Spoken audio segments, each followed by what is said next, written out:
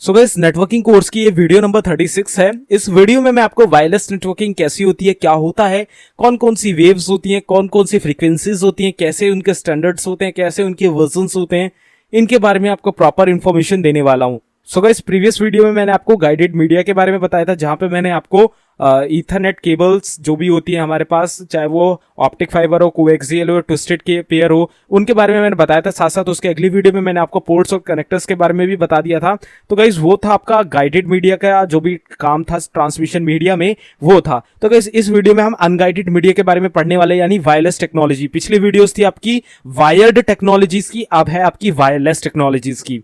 तो बिना ज्यादा टाइम वेस्ट करे वायरलेस नेटवर्किंग की इस वीडियो को स्टार्ट करते हैं। सो गाइस, इस वीडियो को शुरू करने से पहले मैं आपको बता दूं, अगर आपने अभी तक गीकी हब को सब्सक्राइब नहीं किया तो काइंडली सब्सक्राइब करके बेल आइकन को ऑल कर लें, ताकि आने वाली कोर्स की कोई भी वीडियो आपसे मिस ना हो। साथ साथ प्लेलिस्ट सेक्शन पे जाके यहाँ पे आप नेटवर्किंग कोर्स की प्लेलिस्ट को एक्सेस कर सकते हैं, बुकमार्क कर सकते हैं, सेव कर सकते हैं, जिससे आने वाली वीडियो तो बिल्कुल आपसे मिस ना हो। और साथ ही साथ आप यहाँ पे और भी बहुत सारे कोर्स यहाँ पे सीख सकते हैं। बहुत सारे कोर्स आपको मैंने यहाँ पे बना के ऑलरेडी दे रखे हैं और फ्यूचर में भी देता रहूंगा। तो अब बिना ज्यादा टाइम वेस्ट करें, चलते हैं अपनी वीडियो की तरफ और जानते हैं डिफरेंट टाइप्स ऑफ नेटवर्क के बारे में।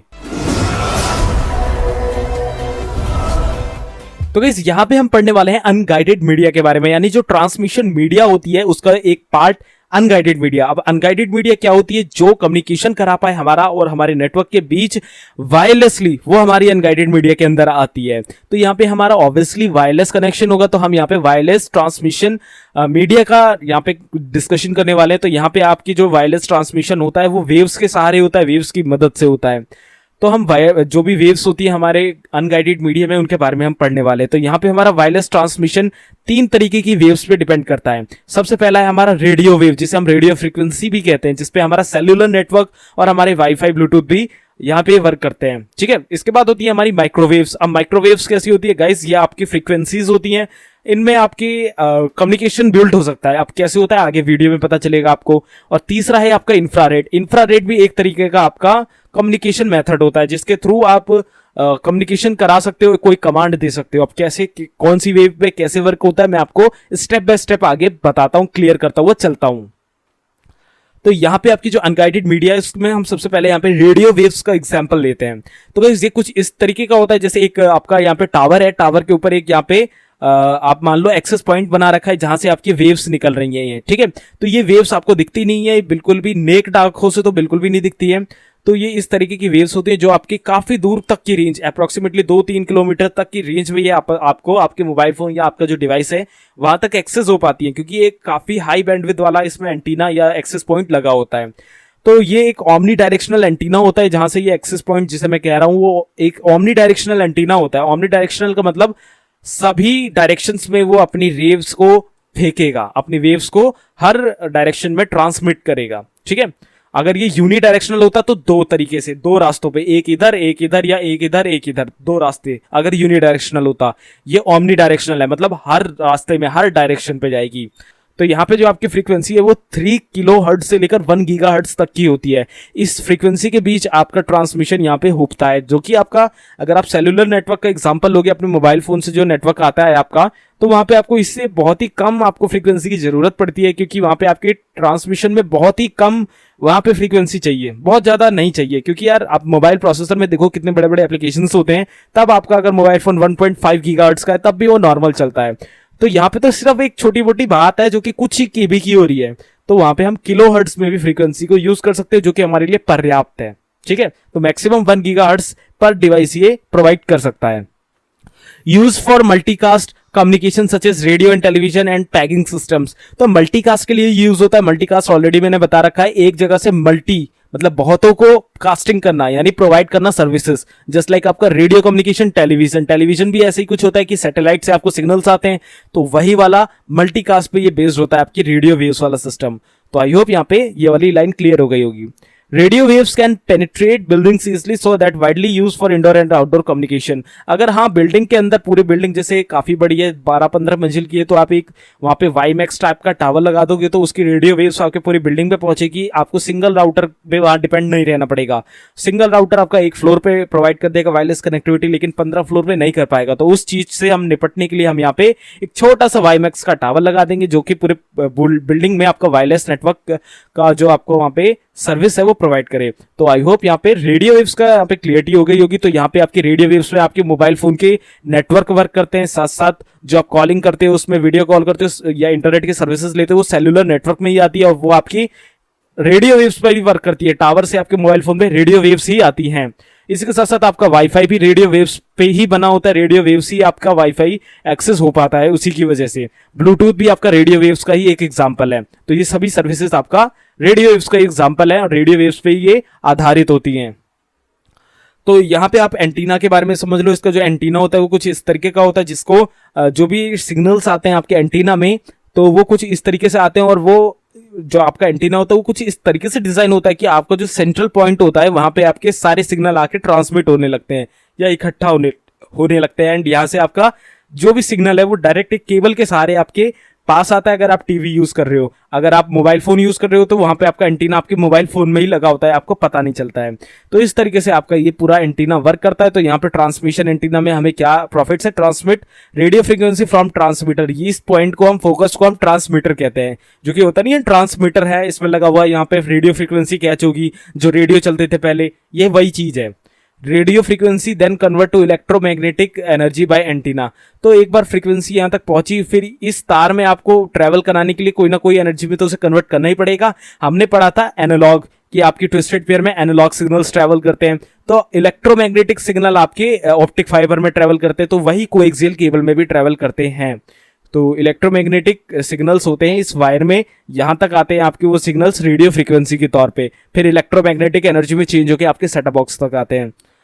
Then radiate into surrounding environment. तो रेडिएशन कुछ फैलता है। अगर आपने सुना हो, अगर आपने रोबोट वाली मूवी देखी हो, रोबोट 2.0 जो आई थी, उसमें आपने देखा होगा रेडिएशन से बहुत सारे पंछी मर गए थे।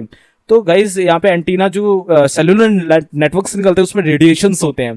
अब अगर आपने पढ़ा हो एटम्स के बारे में या जो साइंस में होती हैं चीजें उनके बारे में, तो आपने जरूर देखा होगा वहां जितनी भी फ्रीक्वेंसीज होती है सबसे कुछ ना कुछ रेडिएशंस निकलती हैं, और उन रेडिएशन में कुछ फ्रीक्वेंसी ऐसी होती है जो बहुत ज्यादा रेडिएशंस क्रिएट करती है, जैसे लाइक आपकी गामा रेज। तो उनसे जो रेडिएशन निकलता है वो एब्जॉर्ब नहीं हो पाता है और वो बहुत ज्यादा नुकसानदेह भी हो सकता है। तो अगर आप इसमें एंटीना का यूज करते हो तो उससे कुछ ना कुछ रेडिएशन सराउंडिंग में फैलता है, जो कि अगर बहुत ज्यादा अमाउंट पे हो जाए तो बहुत ज्यादा नुकसान का कारण भी बन सकता है। तो आई होप यहाँ पे रेडिएशन वाला क्लियर हुआ होगा कि इससे रेडिएशन भी क्रिएट होता है, जो कि बहुत बुरी चीज है। तो यहाँ पे आप जान लेते हैं माइक्रोवेव्स के बारे में। तो माइक्रोवेव्स क्या होती है? तो माइक्रोवेव एक्चुअल में अगर मैं आपको एक छोटा सा एग्जांपल दूं जो कि बेसिक आप समझ पाओ, तो आपका माइक्रोवेव होगा आपके घर में जिससे आप खाना गर्म कर लेते हो, तो उसमें भी आपकी माइक्रोवेव ही यूज होती है। तो माइक्रोवेव को हम उस चीज के लिए भी यूज करते हैं और साथ ही साथ प्रोपोगेशन के लिए भी यूज होते हैं। प्रोपोगेशन क्या होता है? एक दूसरे से कम्युनिकेशन कराना। अब इस एक दूसरे से कम्युनिकेशन हम कैसे करा सकते हैं? देखो यहाँ पे एक लाइन लिखी हुई है, microwaves are ideal when large areas need to be covered and there are no obstacles in the path. तो यहाँ पे हमें किसी दो चीजों को आपस में कम्युनिकेशन कराना है जहां पे हमारा बीच में कोई भी चीज नहीं है। अब जस्ट लाइक मैं आपको बता देता हूं, अभी मैंने प्रीवियस में आपको एग्जांपल दिया सेल्यूलर नेटवर्क्स का, जिसमें हमने रेडियो वेव्स के बारे में बात करी। लेकिन उस केस में क्या, जैसे हमारा एक टावर यहाँ पे लगा हुआ है और हमारा ही एक दूसरा कोई ऑर्गेनाइजेशन है, हमारी बिल्डिंग का कोई दूसरा पार्ट है जो कि शहर के दूसरे हिस्से में है, यहाँ से 50 किलोमीटर दूर। तो हम क्या करेंगे, अपने जो ऊपर है अपने छत पे एक टावर लगा देंगे और उस छत पे एक टावर लगा देंगे, क्योंकि जब आसमान में तो बीच में कोई इंटरेक्शन या एरोगेशन या ऑब्स्टेकल्स तो नहीं होंगे, तो वो आराम से एक दूसरे से अपने नेटवर्क को एक्सचेंज कर पाएंगे, कम्युनिकेशन को एक्सचेंज कर पाएंगे। तो वहां पे जो आपका डाटा का जो फॉर्म होगी वो माइक्रोवेव्स में ट्रेवल करेगी। माइक्रोवेव्स की मदद से ही दोनों में कम्युनिकेशन होगा, प्रोपोगेशन होगा। प्रोपोगेशन यहाँ पे यही किया गया है कि जो एक दूसरे को देख सके आपस में और उनके बीच में आपको कम्युनिकेशन करना हो एक लार्ज एरिया में, एक लार्ज स्केल में, तब आप माइक्रोवेव्स का इस्तेमाल कर सकते हैं। तो माइक्रोवेव्स का अगर मैं आपको नॉर्मल एग्जांपल बताऊं तो नॉर्मल में मैं आपको बता देता हूं, जैसे आपकी खुद टावर्स। अब एक टावर यहाँ पे लगा हुआ है जियो का, अब जियो का ही दूसरा टावर है यहाँ से 15 किलोमीटर दूर, तब आप एक कॉल करोगे तो वो रेडियो फ्रीक्वेंसी की मदद से आपके मेन पहले टावर तक पहुंचेगा। अब टावर टू टावर जो कम्युनिकेशन होगा वो आपका माइक्रोवेव्स के जरिए होगा, वो आपका रेडियो वेव्स के जरिए नहीं होगा, वो आपका माइक्रोवेव्स के जरिए होगा। तो इस तरीके से वो आपस में कम्युनिकेट करते हैं। लेकिन जब किसी यूजर से कांटेक्ट करने की बात आती है, मोबाइल फोन या डिवाइस से कांटेक्ट करने की बात आती है, तब वो फ्रीक्वेंसी में चेंज हो जाते हैं, जो कि फ्रीक्वेंसी हमारी रेडियो वेव्स की होती है। तो माइक्रोवेव आपका बीच में ट्रेवल करता है। सो गाइस यहाँ पे माइक्रोवेव के ट्रांसमिशन क्या है, माइक्रोवेव्स आर यूनिडायरेक्शनल। ये भी आपका एक तरीके का यूनिडायरेक्शनल वेव होता है। इसमें क्या होता है कि आपका जो मेन ट्रांसमीटर है या जो सेंडर है वो उसमें क्या होता है, एंटीना लगा होगा और वो चारों तरफ यूनिडायरेक्शनल हर जगह हर डायरेक्शन में अपनी वेव्स को ट्रांसमिट करेगा। Microwaves electromagnetic waves having frequency between 1 gigahertz to 300 gigahertz, this is more than enough. इससे ज्यादा हमें फ्रीक्वेंसी चाहिए भी नहीं। कितना से ज्यादा ट्रांसमिशन एक टावर ले सकता है, बहुत ज्यादा कितना होगा, 300 गीगाहर्ट्ज। ये एक बहुत बड़ी अमाउंट होती है। इतने में ही आपका टीबी ऑफ डाटा ट्रेवल कर सकता है, टेराबाइट्स ऑफ डाटा एक बार में ट्रेवल कर सकता है इतनी फ्रीक्वेंसी में। There are two types of microwaves data communication system, terrestrial and satellite. अब टेरेस्ट्रियल अगर आपने सुना हो, टेरेस्ट्रियल सिटीज होती हैं, बड़ी बड़ी सिटीज को टेरेस्ट्रियल कहते हैं, या आप टेरिटरीज आपने सुनी होगी कि एक टेरिटरी है यानी एक छोटा सा देश है, तो एक बड़े लार्ज स्केल के एरिया को हम टेरिटरी कह देते हैं या टेरेस्ट्रियल कह देते हैं। तो उस एरिया में अगर हमें लैंड में ही कम्युनिकेशन कराना है तब हम माइक्रोवेव्स का इस्तेमाल करते हैं बिटवीन टू टावर्स या और बिटवीन टू पोल्स। और वहीं सैटेलाइट्स में हम इसका यूज कर सकते हैं। तो अब सैटेलाइट में आपका कम्युनिकेशन माइक्रोवेव पर ही आधारित होता है या बेस्ड होता है। आपकी एक सैटेलाइट आपके स्पेस में है तो वहां से कांटेक्ट अगर आप फोन पे भी लेते हो या किसी दूसरे डिवाइस पे भी लेते हो तो वहां पे आपका माइक्रोवेव ट्रांसमिशन होगा। वहां रेडियो वेव नहीं होगी कि सैटेलाइट रेडियो वेव आपको दे रही है, नहीं, वहां आपको माइक्रोवेव्स मिलेगी, क्योंकि माइक्रोवेव्स जनरेट करना बहुत ज्यादा ईजी होता है। सोलर एनर्जी से भी हम इसे जनरेट कर सकते हैं। इसीलिए सैटेलाइट में आपके सोलर पैनल्स होते हैं और वहां पे एनर्जी वो कंज्यूम करके सन से डायरेक्ट माइक्रोवेव क्रिएट करके आपको कम्युनिकेशन प्रोवाइड कर देती है। तो इसीलिए सैटेलाइट में आपका माइक्रोवेव ट्रांसमिशन यूज होता है। Microwaves are widely used for 1-to-1 communication between sender and receiver. तो 1-to-1 कम्युनिकेशन बिटवीन सेंडर और रिसीवर के लिए अगर उनके बीच में हमें 1-to-1 कनेक्शन चाहिए कि यहां से सेंड किया, बीच में कोई ऑब्स्टेकल नहीं है, डायरेक्ट वहां पे जाके रिसीव होना है, तब हम माइक्रोवेव्स का इस्तेमाल करते हैं। मेन एग्जांपल इसका सैटेलाइट है और जीपीएस है। जीपीएस भी आपका सैटेलाइट बेस्ड ही होता है जो कि आपकी लाइव लोकेशन को ट्रैक कर लेता है और लाइव लोकेशन आपको दिखा देता है। तो ये आपके बहुत दूर से कम्युनिकेशन होते हैं वायरलेसली। तो आप समझ सकते हो कि यहाँ पे आपकी वेव्स तो वर्क कर रही है, यहाँ पे आपका वायरलेसली वर्क हो रहा है। तो कैसे हो रहा है, तो यहाँ पे आपकी सैटेलाइट वर्क कर रही है और सैटेलाइट आपकी माइक्रोवेव पर बेस्ड ट्रांसमिशन करती है। तो अब यहाँ पे हम जान लेते हैं इंफ्रारेड के बारे में। तो guys infrared is the most frequency have. So guys infrared में आपकी सबसे ज्यादा फ्रीक्वेंसी होती है और सबसे ज्यादा इसी से आपका जो फ्रीक्वेंसी होती है, इसी से सबसे ज्यादा आपकी जो फ्रीक्वेंसी से रेडिएशन होते हैं वो निकलते हैं। अब रेडिएशन सबसे ज्यादा इंफ्रारेड में होते हैं तो अब इससे नुकसान भी बहुत ज्यादा होता है। तो अगर आपने देखा होगा इंफ्रारेड से आपका सीटी स्कैन भी हो जाता है। तो सीटी स्कैन में कई बार आपके बोन मैरो का भी खतरा हो जाता है कि बोन मैरो में कोई प्रॉब्लम ना आ जाए। तो इसलिए ये सबसे ज्यादा डेंजरस चीज भी आप मान सकते हो जो कि वायरलेस नेटवर्किंग में आती है। तो इसकी जो फ्रीक्वेंसी है 3 गीगाहर्ट्ज से 400 टेराहर्ट्ज तक। गाइस बहुत ज्यादा है, बिलीव मी, इतनी ज्यादा कि बहुत ज्यादा डाटा आप कितनी भी अमाउंट में कह दोगे उतना अमाउंट का डाटा इसमें ट्रैवल कर लेगा। इतनी ज्यादा फ्रीक्वेंसी है ये। Use for short range communication. Short range communication के लिए हम इसे यूज करते हैं। नाइट विजन कैमरा आपका इसी पे बेस्ड होता है। रिमोट कंट्रोल जो टीवी को आप कंट्रोल करते हो इसी पे बेस्ड होता है। फाइल शेयरिंग इसी पे बेस्ड होती है। टू फोन्स के बीच में जो करते हैं communication between on a PC और अ पेरिफेरल, इसी पे बेस्ड होता है। तो ये आपकी इंफ्रारेड पे बेस्ड होती है। आप सबसे अच्छा एग्जांपल इसे टीवी वाला मान सकते हो जो आप रिमोट से कंट्रोल करते हो। और इंफ्रारेड का आपका कैमरा भी होता है। सीटी स्कैन भी आपका इंफ्रारेड पे ही बेस्ड होता है जो आपकी हड्डियों को अलग दिखा देता है एकदम वो वाला। तो बहुत ज़्यादा पावरफुल ये आपका इसमें रेडिएशन होता है और बहुत ज़्यादा पावरफुल ये वेव होती है।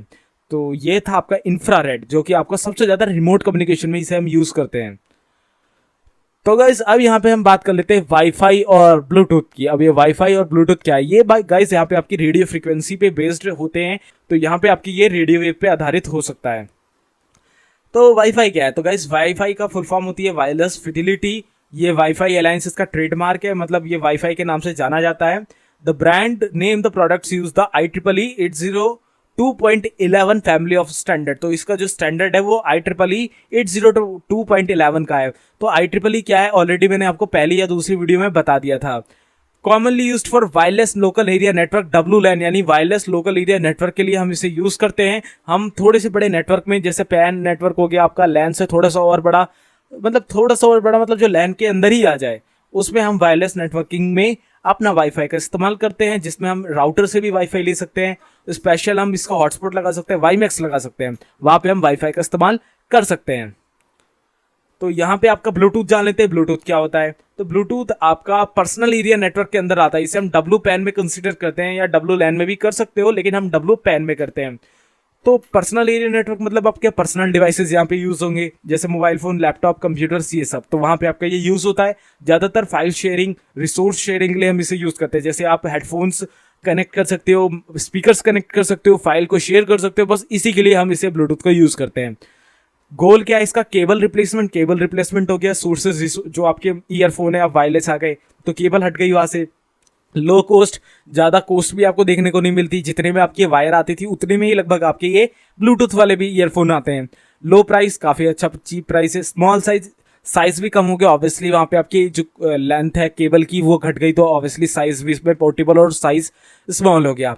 मोबाइल डिवाइसेस के लिए स्पेशली इसे बनाया गया है। स्टैंडर्ड क्या है इसका? 802.15.1 इसका IEEE का स्टैंडर्ड है। यानी ब्लूटूथ और वाईफाई के दाता कौन है? IEEE। इसी के स्टैंडर्ड पे दोनों लाई करते हैं। वहीं आपके ब्लूटूथ के कुछ वर्जन्स भी होते हैं, वो मैं आपको आगे बताता हूँ। तो यहाँ पे हम इस वाईफाई के स्टैंडर्ड्स के बारे में पढ़ लेते हैं। तो इसके डिफरेंट तरीके के 11 के बाद स्टैंडर्ड्स आते हैं, जैसे 8.0.11a, 802.11b, 802.11g, 11n, 11ac, 11ax। तो इनके यहाँ पे आप देख सकते हो ईयर्स भी हैं कि ये कब एक्सेस हुए, मतलब कब रिलीज हुए। 1999, 99, 2003, 9, 14, 19। लेटेस्ट आपका 19 वाला है। तो ये आप AX जो लेटेस्ट डिवाइसेस आ रहे हैं आप उसमें यूज करते हैं। तो ये भी आप चेक कर सकते हैं अपने मोबाइल फोन के अबाउट फोन सेक्शन में जाके। फ्रीक्वेंसीज आप यहाँ पे देख सकते हैं। फ्रीक्वेंसी 5 गीगाहर्ट्ज, 2.4 गीगाहर्ट्ज, 2.4 गीगाहर्ट्ज, और ये दोनों पे बेस्ड था, ये दोनों पे बेस्ड था, ये भी दोनों पे बेस्ड था। तो वाईफाई आपका हमेशा दो फ्रीक्वेंसी पे ही बेस्ड होता है, एक 2.4 और एक 5। तो यहाँ पे आपका 2.4 आपके नॉर्मल मोबाइल डिवाइसेस और कंप्यूटर में यूज होता है। वहीं 5.0 जो होता है आपका बड़े बड़े नेटवर्क्स में यूज होता है, जहां आपको हायर फ्रीक्वेंसी चाहिए, बहुत ज्यादा डाटा ट्रांसमिशन करना है वहां पे। मैक्सिमम स्पीड आप देख सकते हैं 54 Mbps, 11 Mbps, 54 Mbps, 600 Mbps, 1.3 Gbps, और अब आ रही है आपकी 10 to 12 Gbps। तो ये आपके वाईफाई के स्टैंडर्ड है, जो कि आपके IEEE ने आपको यहाँ पे इंट्रोड्यूस कराए थे। तो IEEE वीडियो नंबर 3 आप जाके देख लो, आपको पता चल जाएगा। तो यहाँ पे हम ब्लूटूथ के भी कुछ वर्जन्स होते हैं, जैसे यहाँ पे स्टैंडर्ड थे आपके उसके, तो उसके तरह के आपके ब्लूटूथ में भी स्टैंडर्ड और वर्जन्स होते हैं। तो स्टैंडर्ड के बारे में आप ब्लूटूथ के खुद से सर्च कर सकते हो। यहाँ पे मैं आपको वर्जन्स के बारे में बता देता हूँ। तो यहाँ पे आपका ब्लूटूथ 2004 में इंट्रोड्यूस हुआ था 2.0 वर्जन, जो कि आपका डाटा रेट इनहेंस करने के लिए हम लाए थे। इसके बाद आपका 2007 में 2.1, 2009 में 3.0, 10 में 4.0, और वहीं 16 में आपका लेटेस्ट 5.0। इसके बाद अभी तक नहीं आया। तो अब 6.0 रिलीज तो हुआ है, लेकिन अभी उतना ज़्यादा मार्केट में नहीं है। 5.0 तक हमारा लेटेस्ट है। तो 5.0 में आपका 4x स्पीड हो गई है, मतलब 4.2 की कंपेयरिंग में 4 गुना स्पीड हो गई। 2 स्पीड, सॉरी 4 गुना रेंज हो गई, 4 गुना यहाँ पे रेंज हो गई, और 2 गुना स्पीड हो गई, और 8 गुना इसमें मैसेज ले जाने की कैपेसिटी हो गई। जैसे आपके 4.2 वर्जन में आप मैक्सिमम 50 MB की फाइल भेज सकते थे, यहाँ पे आप 8 गुना ज़्यादा यानी 400 MB की फाइल भेज सकते हो। तो ये मैं एग्जाम्पल ले रहा हूँ, मुझे पता नहीं है कि कितनी भेज सकते थे, लेकिन शायद 1 GB मैक्सिमम थी। तो अब यहाँ पे आप 8 गुना उससे भी बड़ी भेज सकते हो। तो ये IoT जो आपके इंटरनेट ऑफ थिंग्स के डिवाइसेस होते हैं, जो स्मार्ट होम कॉन्सेप्ट होते हैं, जो आपकी सेल्फ ड्राइविंग कार होती हैं, इन सब चीज़ों में जो आपका अब यूज़ हो रही है ब्लूटूथ टेक्नोलॉजी, वो आपकी 5.0 वाली हो रही है। तो सबसे लेटेस्ट तो 6.0 है, तो 6.0 अभी मार्केट में नहीं आया है, तो 5.0 ही हमारे लिए अभी लेटेस्ट है। तो ये आप देख सकते हो, इतना यहाँ पे डिफरेंस है। 4.2 में आपका IP वर्जन 6 पे वर्क होता था। 4.1 में IoT डिवाइस के लिए पहला इंटरेक्शन आया। 4.0 में लो एनर्जी प्रोटोकॉल इसकी अच्छी फंक्शनैलिटी थी। 3.0 में वाईफाई रेडियो सिग्नलिंग होती थी। 2.1 सिंपल सिक्योर था, मतलब यहाँ इंक्रिप्शन लग जाता था आपका बीच में नेटवर्क में। तो इस तरीके की सबकी अपनी फंक्शनैलिटीज है, जो कि 2016 में आई। 5.0 में सबकी फंक्शनैलिटीज आपको एक साथ मिल गई, और इसमें आपको काफ़ी ज़्यादा उछाल भी देखने को मिला, रेंज, स्पीड, कैपेसिटी और फंक्शनैलिटीज में। तो आई होप यहाँ पे आपको ब्लूटूथ का इवोल्यूशन भी क्लियर हो गया होगा कि कितने वर्जन आ चुके हैं और क्या इसमें फंक्शनैलिटीज आपकी हो गई हैं। तो यहाँ पे कुछ डिफरेंसेस हैं वाईफाई और ब्लूटूथ में, तो आप यहाँ पे उन्हें भी देख सकते हो। जैसे ब्लूटूथ आपका कौन सी स्पेशल अथॉरिटी पे वर्क करता है? SIG, जिसमें आपका IEEE स्टैंडर्ड भी लगता है। ठीक है, IEEE और SIG दो अथॉरिटीज हैं। वाईफाई आपका WECA और IEEE 2 अथॉरिटीज मैनेज करती हैं, तो दोनों में ही IEEE के स्टैंडर्ड लगते हैं। ईयर ऑफ डेवलपमेंट 1994, इसका 1991। बैंडविड्थ इसकी 800 kbps तक थी, और इसकी 11 Mbps। तो ये हम पहले वर्जन की बात कर रहे हैं यहाँ पे, ठीक है। जो पहला वर्जन आया था वाईफाई का भी ब्लूटूथ का भी, ठीक है। तो ये सबसे पहले वर्जन की कंपेयरिंग है, आप लेटेस्ट में आप खुद भी कर सकते हो। तो इसमें हार्डवेयर रिक्वायरमेंट आपकी क्या चाहिए, यहाँ पे आपको एडेप्टर लगाने हैं दोनों साइड, या तो आपका ब्लूटूथ कार्ड हो या वाईफाई कार्ड हो, ठीक है। तो आपकी फंक्शनैलिटीज आ जाएगी वाईफाई और ब्लूटूथ की आपके डिवाइस में। तो कॉस्ट आपकी ब्लूटूथ में कम है, पावर कंजप्शन भी कम है क्योंकि इसमें लो फ्रीक्वेंसी वर्क करती है 2.4 गीगाहर्ट्ज की, वहीं आपकी वाईफाई में 5.0 भी वर्क करती है, ठीक है। और इसमें कॉस्ट भी हाई है, पावर कंजप्शन भी हाई है, ठीक है। सिक्योरिटी इसमें थोड़ी सी लेस सिक्योरिटी होती है, यहाँ पे आप पासवर्ड नहीं डालते हो, मतलब डालते हो लेकिन नहीं उतना ज्यादा सिक्योर होता है। आप पेयर करोगे आसानी से पेयर हो जाएगा, लेकिन इसमें आप पासवर्ड भी डाल सकते हो, WPS 2PSK की सिक्योरिटी भी लगा सकते हो। रेंज इसकी 60 मीटर तक अब हो गई है, पहले 10 मीटर्स तक आया करती थी, इसकी 100 मीटर्स तक आया करती थी, अब थोड़ी और ज्यादा हो गई है। Primary devices mobile phone, mouse, keyboard, industrial automation devices, जबकि ये कंप्यूटर्स, डेस्कटॉप और सर्वर्स में यूज होता है।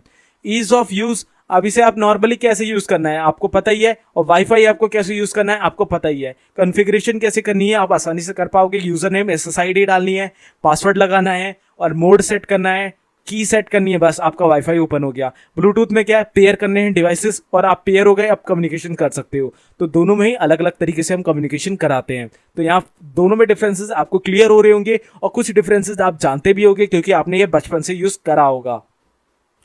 तो यहाँ पे अगर आपके कंप्यूटर में या आपके जो दूसरे लैपटॉप्स हैं उनमें वाईफाई नहीं है या किसी कारणवश खराब हो जाता है, तो आपको उस फंक्शनैलिटी को लाने के लिए क्या करना पड़ेगा, आपको एक वाईफाई कार्ड लेना पड़ेगा। एक इंटरनल आता है और एक एक्सटर्नल आता है। इंटरनल कुछ इस तरीके का दिखेगा, PCI स्लॉट में लगेगा और यहाँ पे कुछ इस तरीके के एंटीना निकलेंगे और कुछ इस तरीके का आपका मदरबोर्ड में ये इंजेक्ट होगा PCI स्लॉट में, ठीक है। और एक्सटर्नली लोगे तो USB इंटरफेस में आएगा कुछ इस तरीके का।